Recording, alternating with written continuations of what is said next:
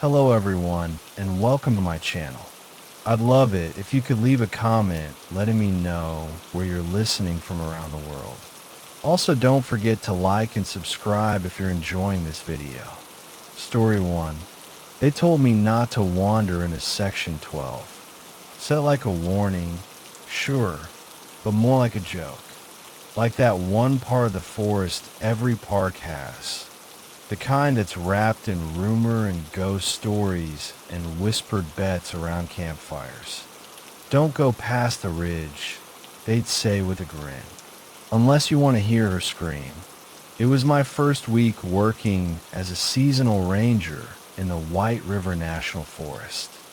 I just come up from Denver, still a little soft around the edges, still thinking this gig would be about checking fire pits and helping tourists who got too bold with the wildlife.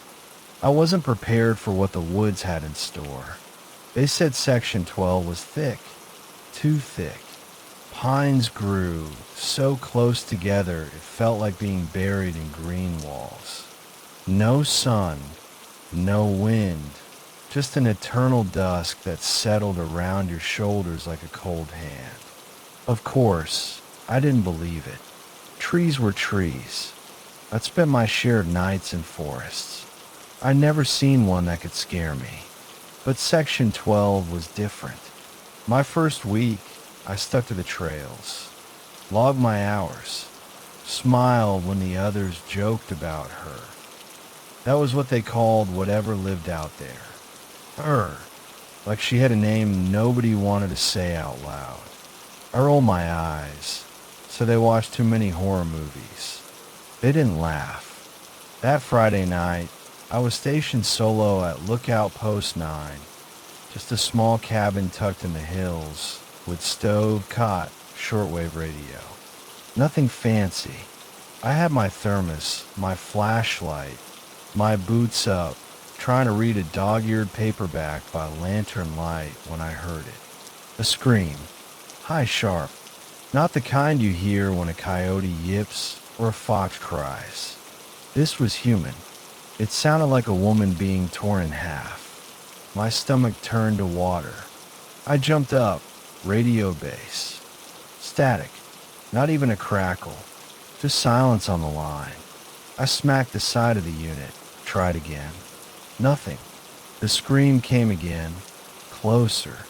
Against every ounce of logic and every instinct in my bones, I grabbed my flashlight and coat and stepped outside. The forest was darker than ink. My boots crunched snow. My breath ghosted in front of me.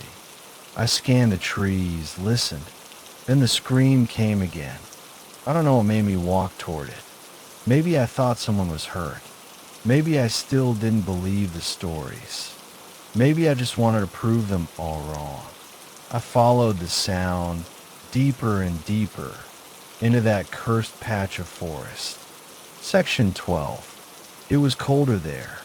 The trees pressed in tight, and the light from my flashlight barely cut through the wall of green and shadow. Everything felt wrong. Still, like the whole forest was holding its breath, and the screams didn't move. That's what got me. Usually, when you follow sound, it changes. It fades, it shifts. But these screams were fixed, like they were stitched into the air. Then I realized why. They were coming from above me. I tilted my flashlight up. At first, I didn't see it. Just branches and needles and snow clinging to the bark. Then, in a sudden twitch of motion, I saw something crouched up there, 40, maybe 50 feet above the ground. At first, I thought it was a man. Pale, bony, clinging to the tree like some monstrous insect. But its arms were too long, its legs too thin, its back arched unnaturally, pressing flat against the branch like it had grown there. And its head, oh God, its head twisted in a slow, twitching snap, the way a puppet might turn if you yanked a string too hard. And then it looked straight at me. The screaming stopped. For a few seconds, there was nothing but my heart beating in my ears. Then it grinned. Wide. Too wide. Lips curling back from teeth that were not human teeth. Not square or dull, but long and pointed like something meant to bite through bone. Its eyes didn't blink, just stared. I stepped back. My boot snapped a twig. The sound echoed like a gunshot. The thing flinched. Then it moved. Not down, not toward me, but around the tree, faster than anything should be able to move, limbs scrambling over bark like it was nothing. It circled once, twice, then vanished into the higher canopy, like smoke slipping through branches. I ran. I didn't even look back. I fell twice, maybe 3 times. My flashlight flew from my hand. I didn't care. I sprinted blind, bleeding, frozen, all the way to the ranger station. The others found me an hour later, curled up behind the supplies shed, still shaking, mumbling about the tree. They didn't ask me what I saw. They just looked at each other and nodded, like they already knew. Nobody filed a report. Nobody talked to the media. The scream? Officially chalked up to a fox or mountain lion. But that wasn't a fox. That wasn't anything natural. They don't send new rangers to Section 12 anymore. Not unless they've been broken in. And even then, no one stays past dark. I still work the forest, still patrol the trails. But I never go near that part of the woods again. Not even close. Because sometimes when the wind's just right and the pines sway in that eerie rhythm, I hear it again. That scream. And I swear it's calling my name. Story 2. There's a rule they teach you early in the service. Don't ignore your gut. Your eyes might lie. Your brain might reason its way around things it doesn't understand. But the gut, it knows. Always does. It was the end of September when it happened. I was about 2 years into my ranger assignment up at Hemlock Ridge, a quiet, remote corner of the national forest that gets overlooked on most tourist maps. It's the kind of place hikers either love or avoid. Miles of pine thickets, hidden creeks, and trails that haven't been properly marked in decades. We'd had reports of an unauthorized camper near the Birch Loop Trail. Not uncommon during fall. Some folks like to rough it, set up shop where they shouldn't. I volunteered to check it out before nightfall. Thought it'd be a quick talk and a warning. When I got there, the scene was strange. Not wrong, not yet, just strange. The tent was there like they'd said. Brand new, clean, perfectly pitched. Fire was still warm, logs stacked neatly beside it. I didn't see anyone at first, and I was about to call out when I spotted him. The man. He stood maybe 20 feet away, his back to me, facing a thick patch of trees. Just standing, like a statue placed in the wrong part of the world. "Sir," I called. No answer. I took a few steps closer, trying to make out what he was doing. He wasn't moving, not fidgeting, not shifting his weight, just locked in place like he'd forgotten what bodies are supposed to do. "Hey, you all right?" I asked again, louder. He turned then, slowly, too slowly, and his face. You know when you see a mannequin in a store and for half a second, your brain thinks it's real? That's what it felt like, but reversed. I was looking at a man-shaped thing and trying to convince myself it wasn't plastic. His skin was too smooth, like rubber or wax stretched tight. No stubble, no blemishes, no eyebrows even. His eyes looked like they were painted on.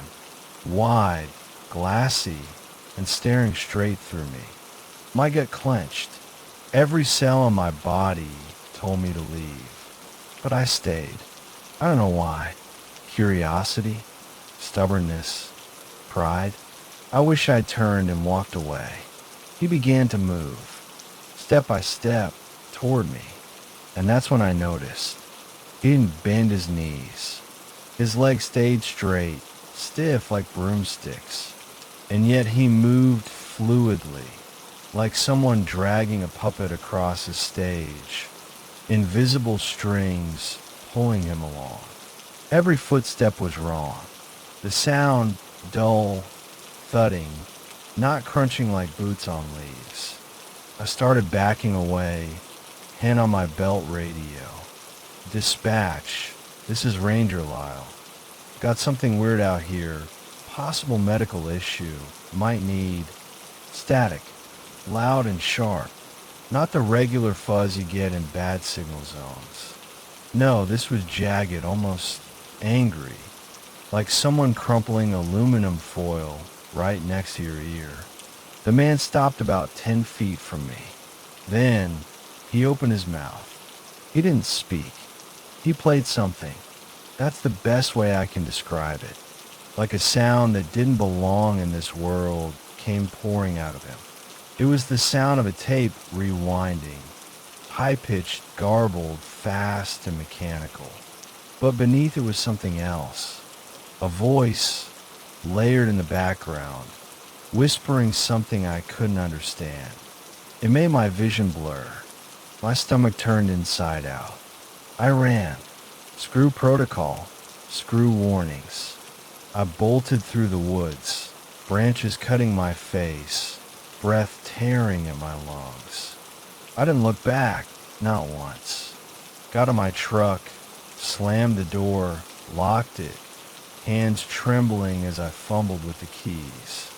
And then I looked up. He was on the roof, just like that. No noise, no thump, no warning.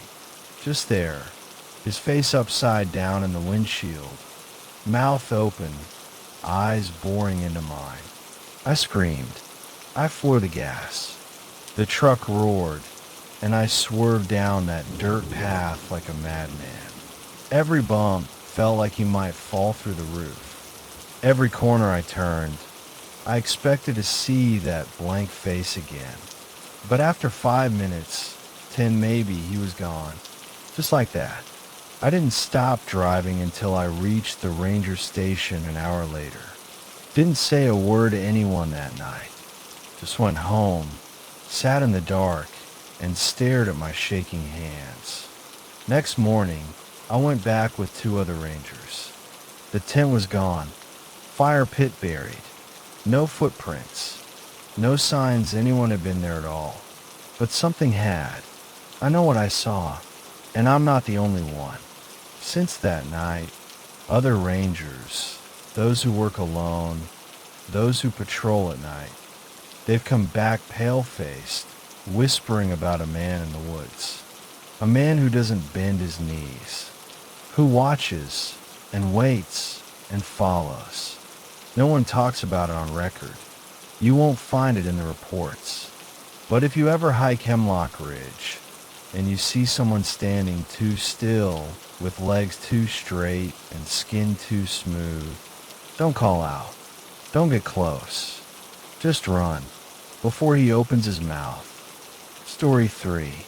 They say the woods remember, that the trees whisper old secrets through their limbs, that the ground knows where the bones are buried.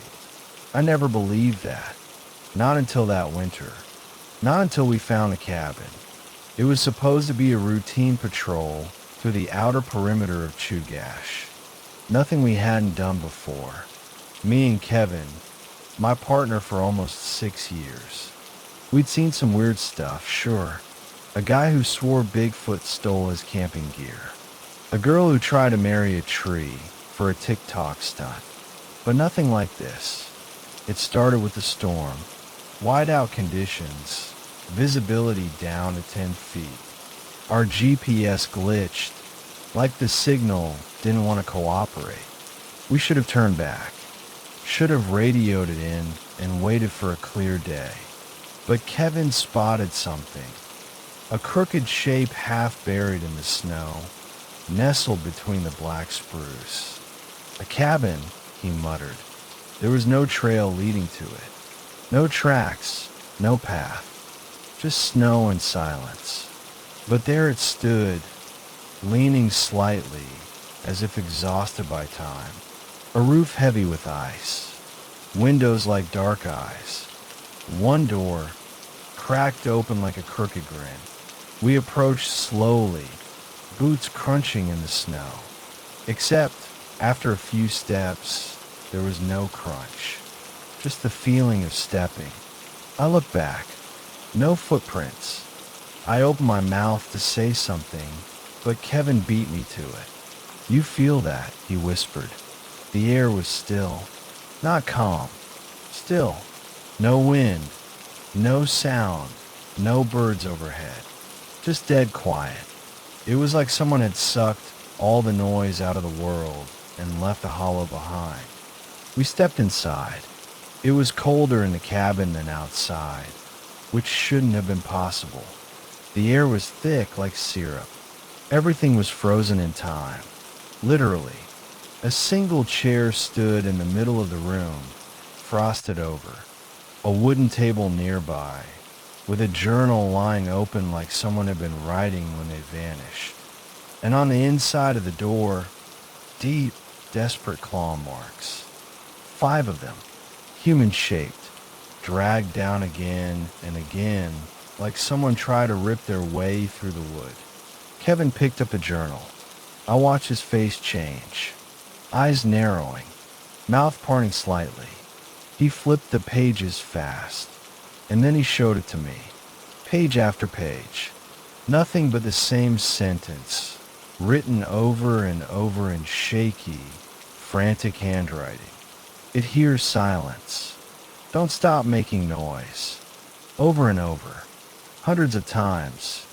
Black ink smeared in places, pressed down so hard it tore the paper. Kevin closed the book slowly and looked at me. We should leave. I nodded. But then it happened. Silence turned into something else. It wasn't just that we couldn't hear. It was that we felt the absence of sound press against us, like pressure on our chest, inside our ears. The kind of silence that hurts. Then the whisper started. Not in the room. Not in our ears. In our heads. Soft at first. Cold. Ancient. Angry. Quiet. Kevin dropped to his knees, clutching his ears. Blood spilled between his fingers, thick and dark. His mouth opened in a silent scream. I grabbed him, panic rising, and did the only thing that came to mind. I screamed. A hoarse, guttural, animal scream. Not words. Just sound. The whisper paused, then faded, like it was listening. Disappointed, I hauled Kevin up and shouted the whole way out of that cabin. Not coherent sentences, just noise. Anything to keep it from coming back. I sang half-forgotten songs from childhood. I barked like a dog. I cursed and cried. I begged the trees not to listen. When we reached the truck, the world returned. Wind, birds, the soft, distant crackle of ice. Kevin had passed out, but the bleeding had stopped. When he woke up in the hospital 2 days later, he couldn't hear a thing, and he hasn't spoken since. They ran tests, MRI, CT scans. The doctors called it trauma-induced aphonia. Said his eardrums weren't even damaged, but he won't tell me what he heard. Won't, or can't. I went back a week later, alone.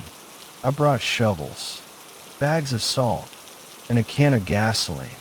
I buried that cabin under snow, layer after layer. Then I soaked the area in limp match. It burned cold. You wouldn't believe it if I told you. Blue fire, no smoke. And through the flames, I swear I heard a voice whisper, "Soon. Now." I sleep with the TV on. I hum when I walk the dog. I keep a white noise machine running in every room of my house. Not because I'm scared, because I know it's still listening. And silence is the only thing that feeds it.